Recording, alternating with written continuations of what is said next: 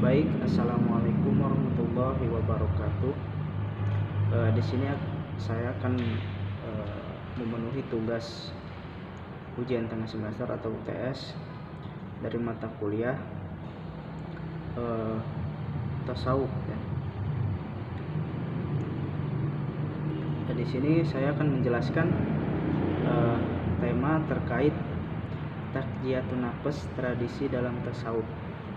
Di sini dijelaskan untuk memasuki kehidupan tasawuf ada beberapa upaya yang harus dilakukan sebagai jalan untuk mengantarkan seseorang agar memiliki hati yang bersih.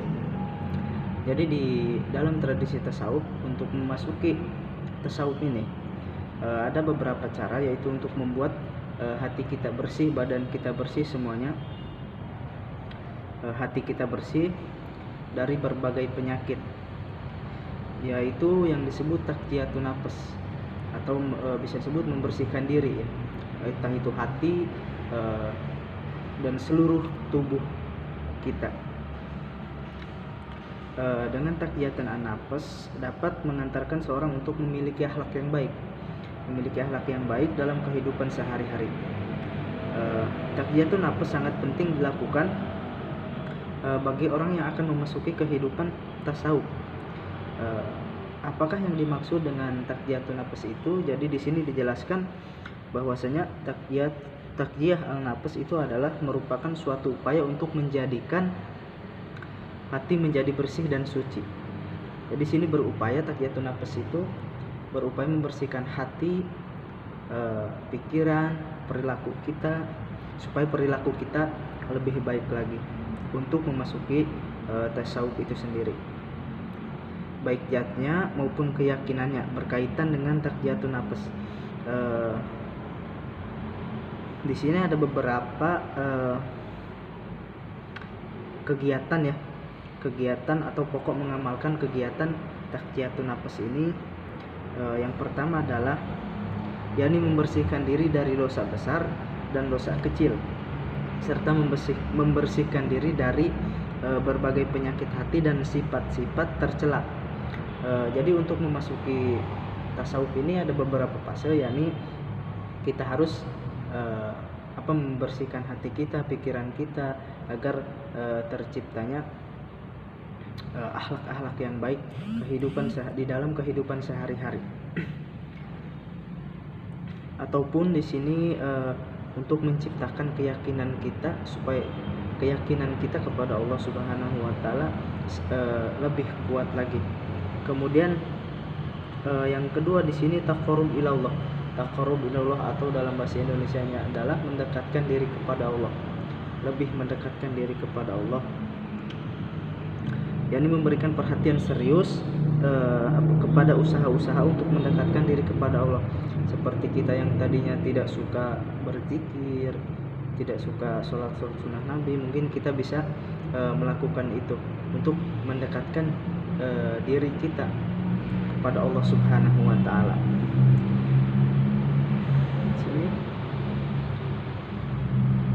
Kemudian yang ketiga yaitu hudlur al-qalb ma'a Allah, yakni memfokuskan diri kepada usaha untuk merasakan kehadiran Allah dan melihatnya dengan mata hati, ataupun bahkan merasakan persatuan dengan Allah. Jadi di sini ada menurut sholihin bahwa takjiyah an-nafas ini mempunyai posisi esensial dalam kegiatan bertasawuf. Masalah ini telah menjadi agenda penting para sufi, baik sufi-sufi klasik maupun sufi-sufi kontemporer. Misalnya di sini ada Al-Ghazali, seorang pemikir karismatik yang banyak mengkaji takjiyatun nafas yang tersebar dalam beberapa buku tasawufnya. Memandang bahwa penyucian jiwa dapat dilakukan melalui proses takhali, yaitu menghilangkan sifat-sifat tercela. Jadi di sini Imam Al-Ghazali di dalam buku-buku tasawufnya untuk menghilangkan sifat-sifat tercela, yakni untuk memasuki tasawuf ini atau sufi, ya, bisa di sini dijelaskan oleh Imam Al-Ghazali tahlili, yakni salah satunya ini tahlili, yaitu menghilangkan perilaku atau sifat-sifat tercela. Itu kata Imam Al-Ghazali. Kemudian takjiyatun nafs juga berarti penyucian dari sifat-sifat kebinatangan, dari sifat-sifat setan. Jadi dalam takjiyatun nafs ini benar-benar dibersihkan. Tidak ada lagi perbuatan-perbuatan yang tercela ini harus dimaksimalkan.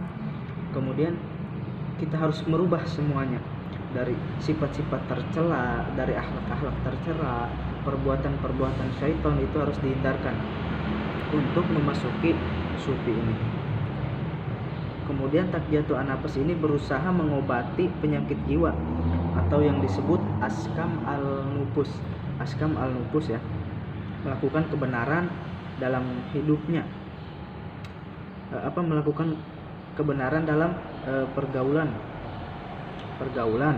baik terhadap Allah, terhadap sesama makhluk, atau kepada siapapun itu, maupun terhadap lingkungan ya. Riyad tersebut ditentukan oleh tuntunan teks agama mengenai sesuatu yang tidak nyata. Riyad orang khawas atau sufi atau wali di sini, yaitu upaya agar selalu tetap berkonsentrasi terhadap Allah ketika melaksanakan sesuatu perbuatan baik, sehingga tidak terpengaruhi lagi oleh lingkungan sekelilingnya. Penglihatan dan pendengarannya tidak terpengaruh lagi oleh sesuatu yang ada di sekelilingnya. Jadi di sini untuk ar-riyad, kita harus benar-benar tidak terpancing oleh lingkungan kita. Kita harus benar-benar ketika kita melakukan kegiatan baik, perbuatan baik, kita jangan terbawa oleh lingkungan. Misalkan di lingkungan kita semua orang tidak baik, ketika kita melakukan kebaikan, orang-orang di sekeliling kita itu mencela, maka itu tidak boleh. Kita harus istiqomah, harus tetap berjalan di dalam kebenaran itu, dalam perbuatan baik itu sendiri. Kemudian di sini termasuk juga proses riyad yang dilakukan oleh peserta tasawuf atau al-mustawif ketika melakukan suluk, kegiatan zikir dan tafakur untuk memperoleh kedudukan spiritual al-maqamat dan kondisi spiritual al-ahwal, sehingga mencapai ma'rifah sebagai tujuan tasawuf. Di sini banyak sekali ya langkah-langkah untuk menjadi seorang yang tasawuf. Jadi sini pertama ada al-maqamat, kedudukan spiritual kita. Kemudian di sini ada al-ahwal, kondisi spiritual kita. Jadi yang tersebut ini untuk mencapai kedudukan ma'rifah sehingga kita bisa menjadi tasawuf.